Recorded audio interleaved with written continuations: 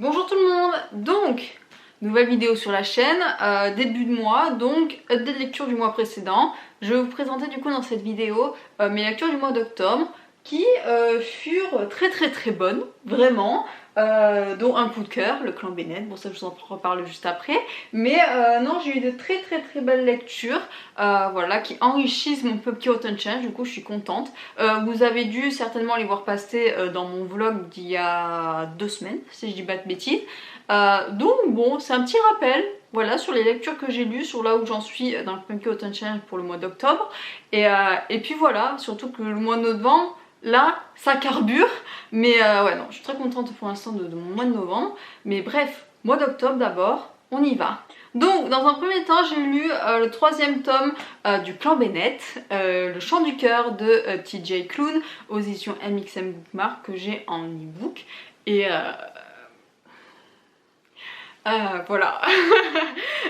Non, c'est un énorme coup de cœur de toute manière comme les autres tomes précédents, et j'espère que le tome 4 sera un énorme coup de cœur aussi, comme ça cette saga entière rentrera dans mon panthéon.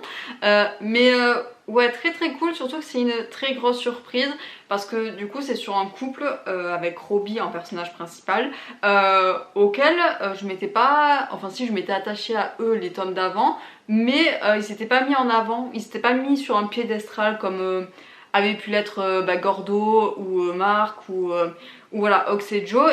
Ils étaient assez en retrait les deux, et c'est vrai que ça se ressent dans ce tome là, cette espèce qu'ils sont tous les deux juste dans cette bulle et qu'ils n'ont pas besoin des autres. Et enfin voilà, c'est une impression hyper touchante et hyper chou que j'ai de ces deux-là, et qui m'a fait pleurer de toutes mes larmes, de tout mon corps. Parce que Robbie est très attachant, du coup on en apprend beaucoup plus sur lui que dans les tomes d'avant, vu qu'il n'était pas dans la meute primaire, il a été indexé plus tard. Et voilà, on apprend tout son background, notamment vis-à-vis de sa mère, de la meute qu'il a pu avoir avant. Il y a tout aussi l'intrigue qui se met en place vis-à-vis du tome 2, vu que dans le tome 2 on laissait les personnages un peu en plan, où notamment le problème de Mark et de Carter n'était toujours pas réglé, et qui se réglera du coup dans ce tome là.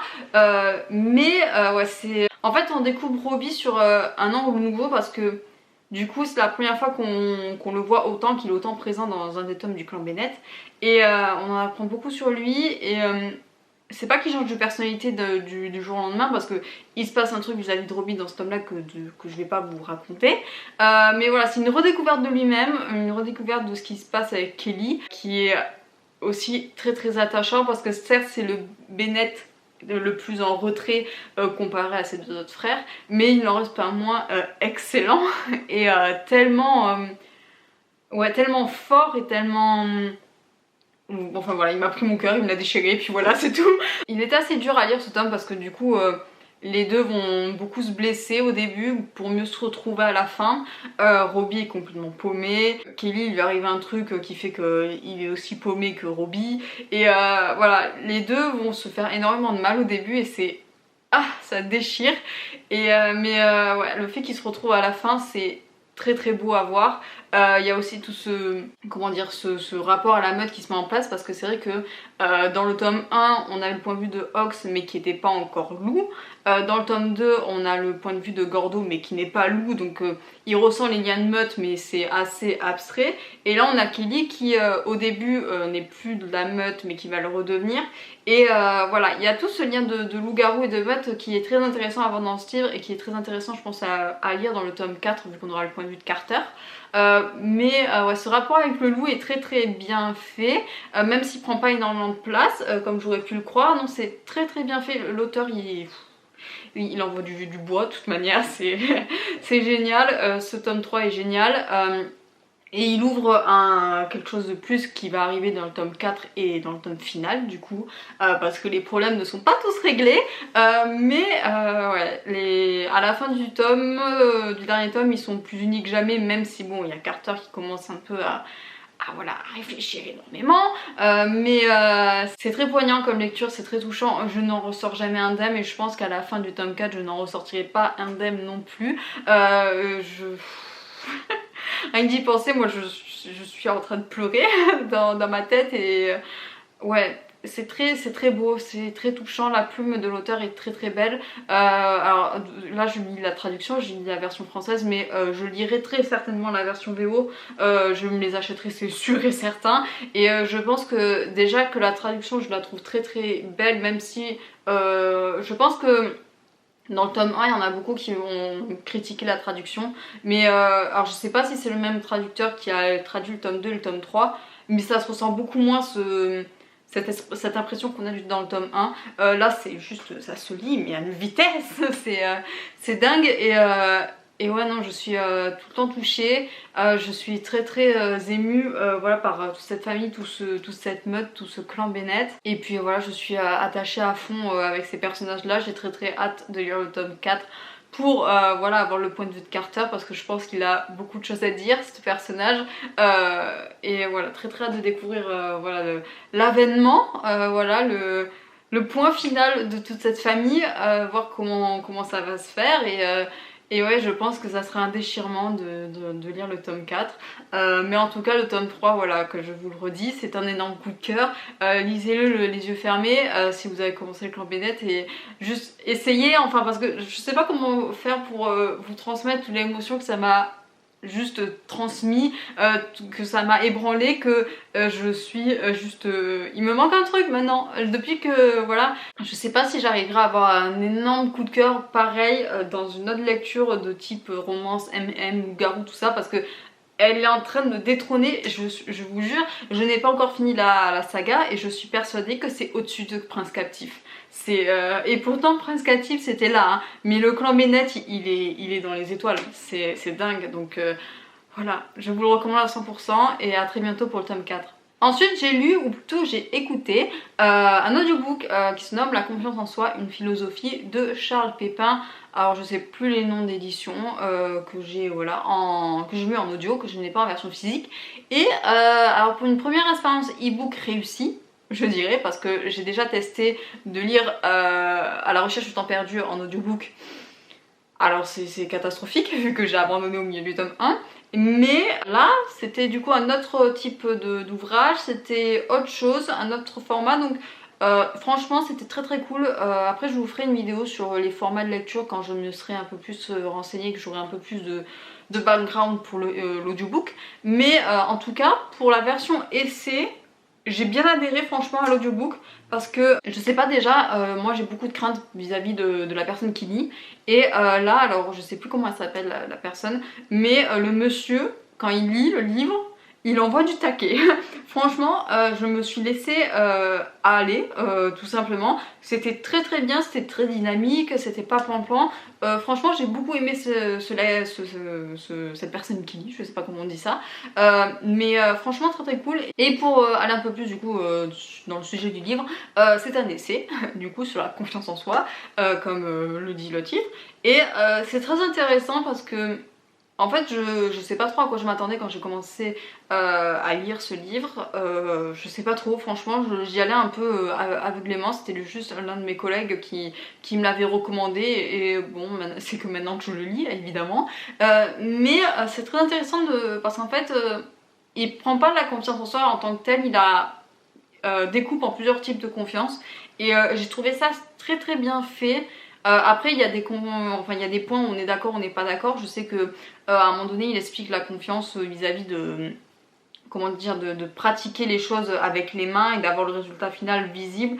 Voilà, en fait dans ce chapitre là il dénigre un peu les métiers comme le mien qui sont très informatiques et voilà, où on n'a pas de quelque chose de réel et de tangible. Et bon, moi j'étais là, bah non quand même. C'est bien. Mais du coup voilà, c'est quand même le but de l'essai, c'est qu'on est d'accord, on n'est pas d'accord avec l'auteur, hein. Ça c'est comme ça fait du débat, du coup c'est pour ça qu'est fait l'essai. Mais après dans l'ensemble j'ai été plutôt d'accord avec lui. Et puis même il y a quelques moments qui m'ont assez touchée, je dirais, parce que la confiance en moi, en soi, c'est quelque chose d'assez, pas touchy, mais enfin voilà, c'est quelque chose qui me tient à cœur, voilà, c'est ça ce que je voulais dire. Parce que bon, je suis passée par plusieurs phases dans ma vie où j'ai eu ma confiance plus bas que terre, vraiment. Et là ça va beaucoup mieux maintenant, je commence à prendre voilà, de l'ampleur, je dirais, que ce soit dans les choses que je fais, dans les choses que je pense, dans ce que je dis, enfin voilà, je commence à être un peu plus affirmée.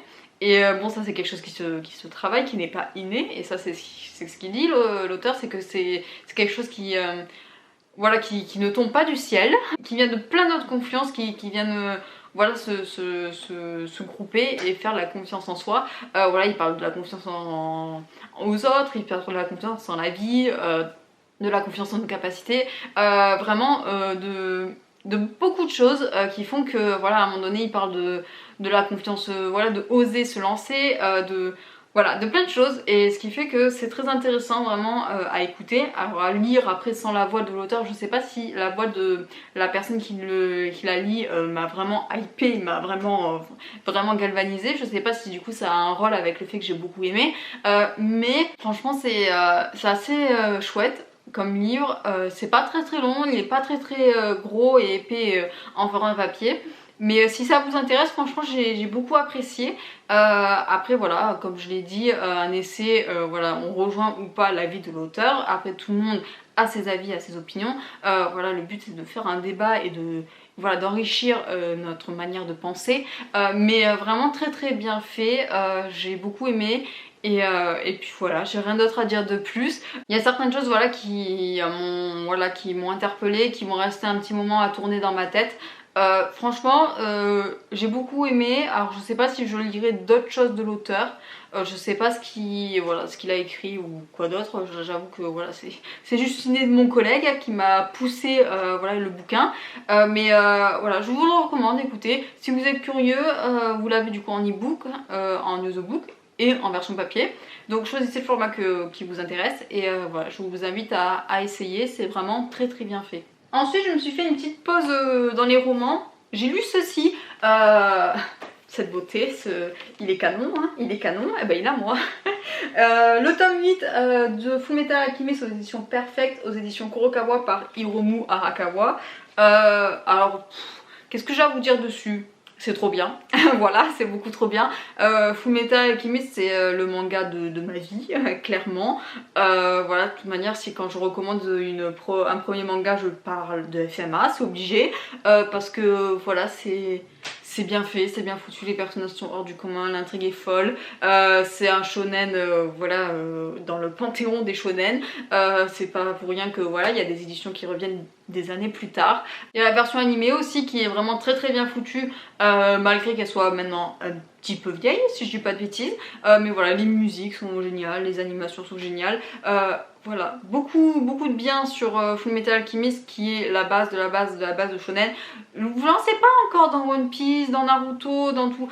FMA les gars, c'est la base, voilà. Et puis c'est pas le manga le plus long de la terre, donc voilà, si vous voulez essayer la base d'un shonen sans vous plonger direct dans One Piece ou dans les choses très longues et qui sont pas encore finies, voilà, Fullmetal Alchemist, c'est fini, c'est acté, c'est trop bien, je vous le recommande à 100%. Voilà, les frères Elric dans mon cœur à jamais. Et puis voilà, là cet arc est très cool parce qu'on a tout une scène avec Winry qui m'a toujours beaucoup plu, voilà, avec Scar et Edward et Alphonse. Voilà, pour ceux qui savent, vous reconnaîtrez la scène.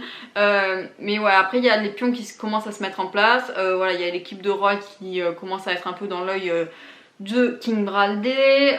Il y a aussi comment elle s'appelle, Lee, qui prend beaucoup plus de place, notamment vis-à-vis des homunculus. Voilà, mais le tome 9 va être très cool parce que c'est l'un de mes moments préférés dans le manga, avec Envy, qui sera d'ailleurs mis à l'honneur dans la couverture du tome 9. Non, franchement, j'ai très hâte d'avoir le tome 9 qui sort début décembre, si je dis pas de bêtises.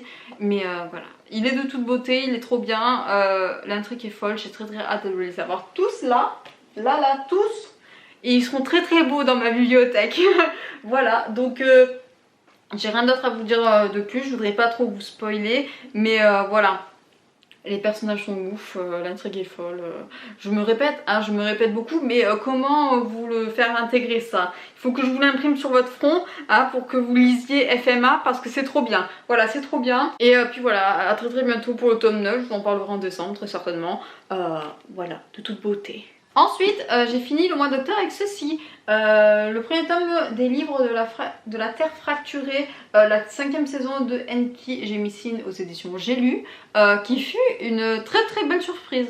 Franchement, je m'attendais pas à autant aimer. C'est assez ouf parce que c'est un SF post-apo.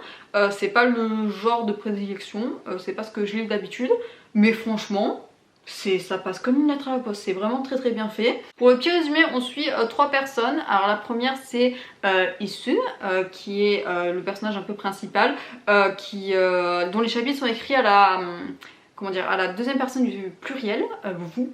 Et c'est très très bien fichu, franchement, c'est le premier livre que je lis avec ce genre de point de vue. C'est très très bien fait.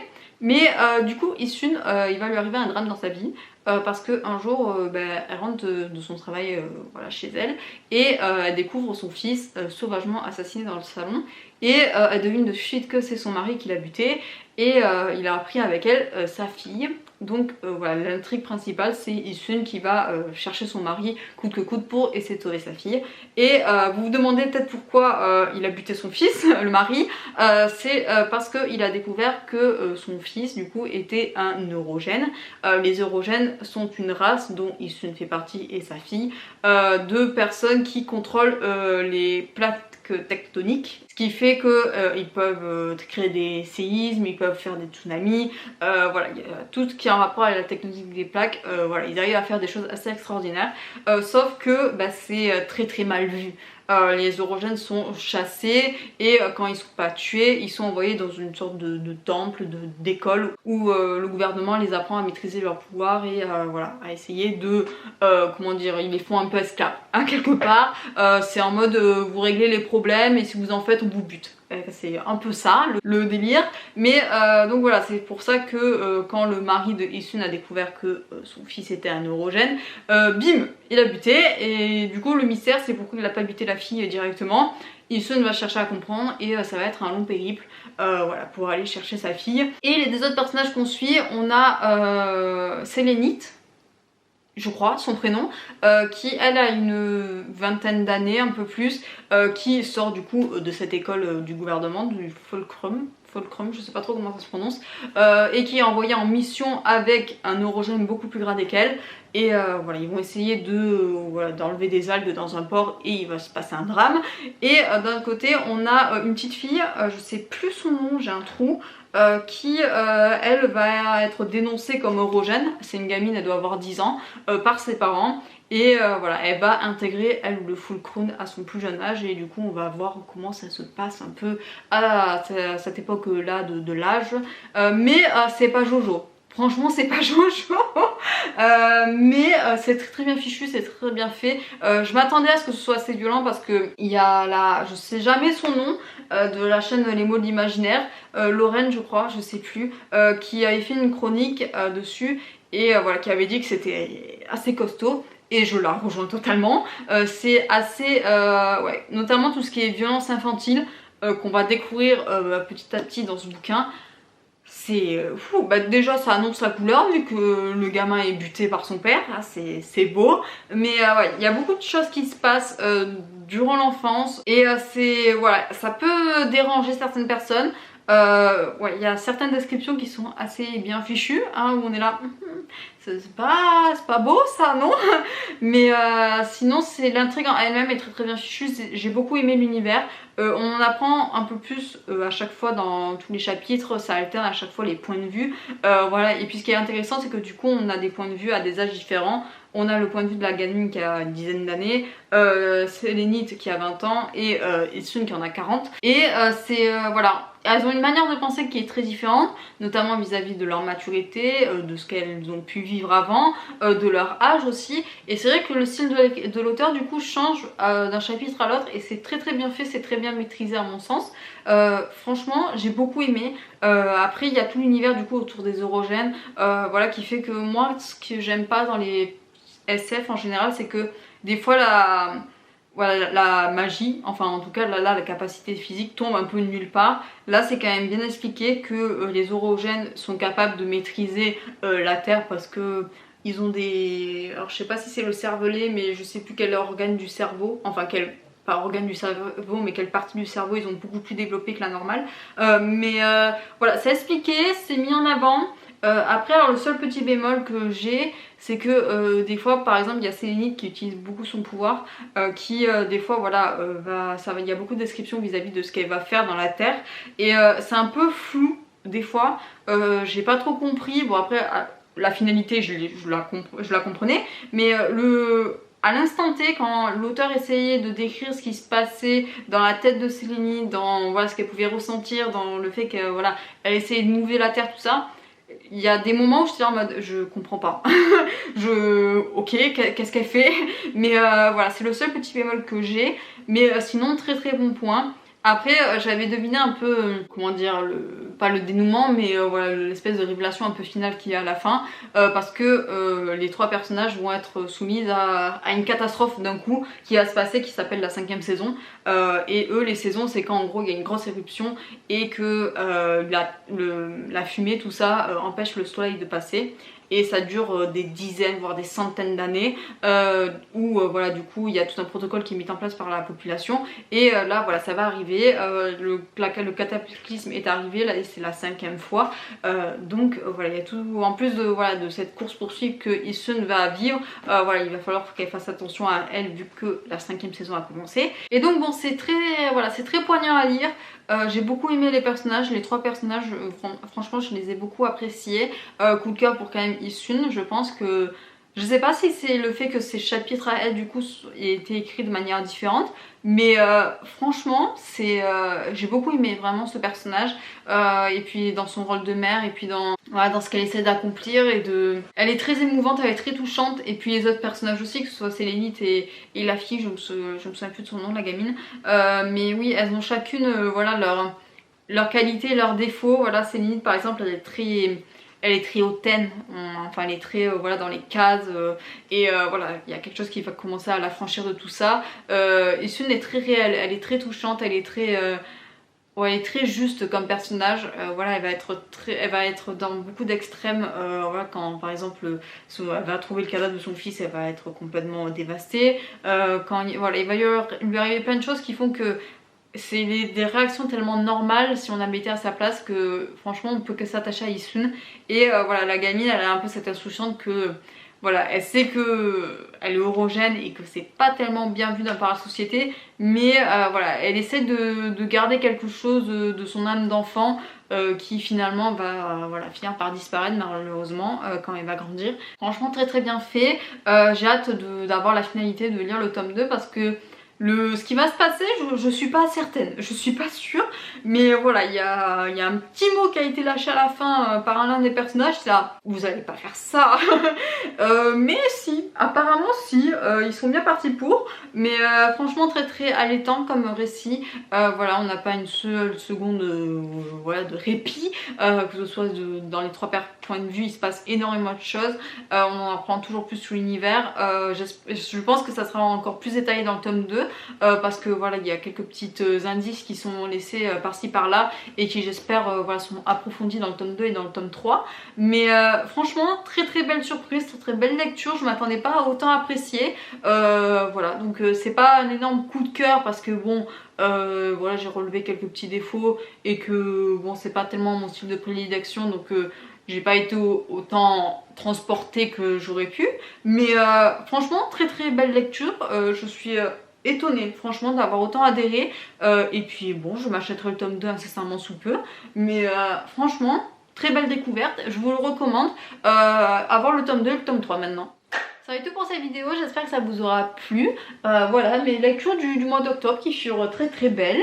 Voilà, le clan Bennett.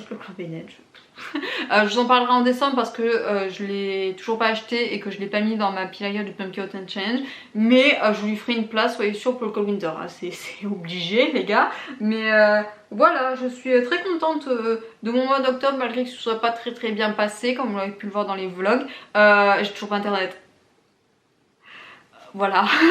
Mais non, franchement je suis contente. Je suis contente, je suis globalement contente. Je vous préviens maintenant, mais il n'y aura pas de book haul du coup la semaine prochaine, vu que je n'ai rien acheté pour le mois d'octobre. Voilà, c'est assez rare non, dans Booktube où on n'achète pas d'un mois. Est-ce que je serais pas la seule à le faire, à respecter les no-buy comme certains booktubers le font? Hein, bah, moi franchement je vous le dis, en octobre je n'ai strictement rien acheté.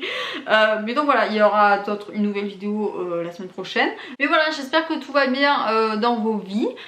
J'espère que le Pumpkin Autumn Challenge se passe bien. J'espère que la NaNoWriMo se passe bien pour les personnes qui participent.